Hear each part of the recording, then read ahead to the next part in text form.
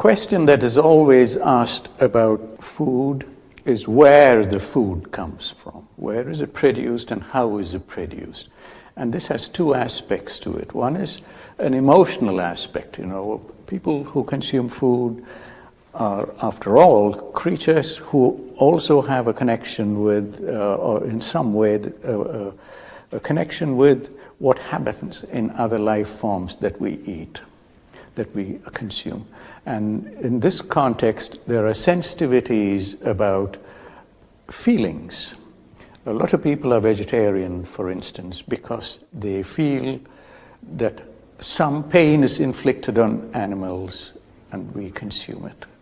Now, your question is whether there is a connection between that pain that is inflicted on the animals, or how animals are fed and looked after, and if they are stressed, whether they impact on our health.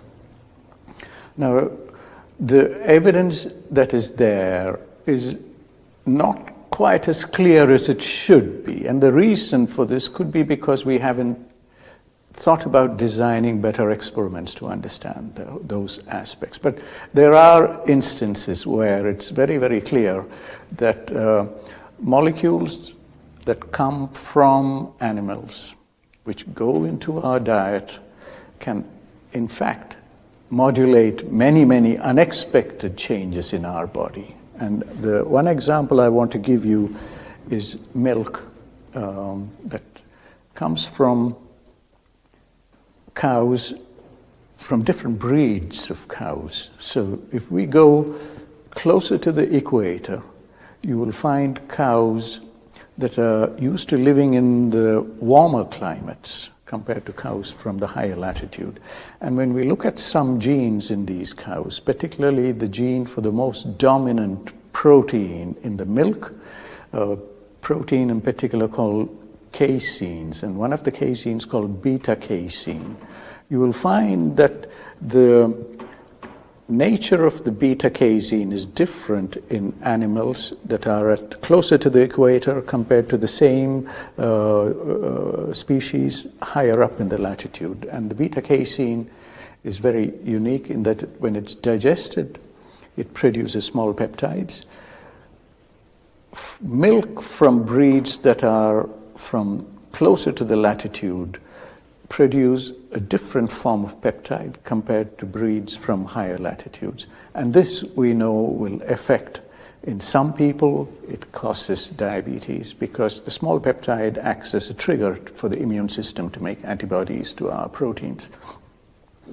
In some individuals, this acts as a trigger for, it acts like a little neuropeptide, the small peptide, and it causes, people say, autism in some children if they consume certain milk. This is one instance. Your question is slightly more about how animals are looked after. And I want to give you one example of fish. There's a lot of farming these days, fish farming, where fish are put in a cage out in the sea, and then they're fed different things. And most of these fish, when you look at their natural diet, they have a food chain that they fit into, and they're naturally eating smaller fish or eating smaller crustaceans from the sea, and that is part of their diet. When we come to farmed fish, you feed them the wrong things. You sometimes feed them soya meal. And this, we know, causes problems for the fish. When we look at the intestine of the fish that is normally meant to be living on a different diet and now being given animal products as a diet, you get gastroenteritis in the fish. The fish have unusual physiology that we know will reflect in unusual proteins in the flesh of the fish that we consume. The unusual changes are interesting in that if you look at some of these fish proteins that are overproduced, are no different from the proteins that we produce. What effect there is in our systems when we consume those flesh, I don't know. It is an area that needs researching, and research always costs money, and getting money from sources is only possible if you see a truly big benefit. There may be some organizations, there may be some foundations that may come out to want this research done to help produce better food, and maybe this is something to be considered. There are similar questions about animals kept in crowded conditions, which are force-fed. We don't know what is the story there. So these are all open questions, but they are valid questions. They are not ill-posed questions, they are well-posed questions that we can try and answer with greater clarity.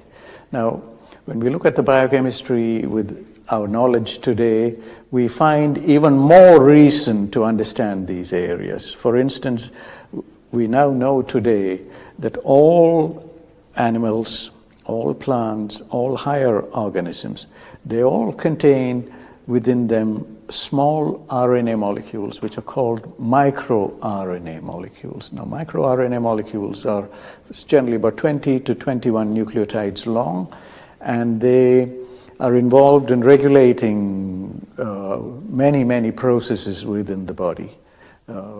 They travel fast in different parts of the body, they move fast, and they can control and suppress activity or activate new things.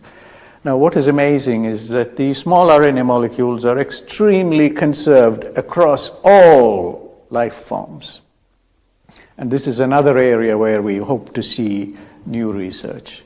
Nobel Prizes have been awarded for people researching on microRNAs. The knowledge and the understanding is improving. It is still very young, but it's improving very fast.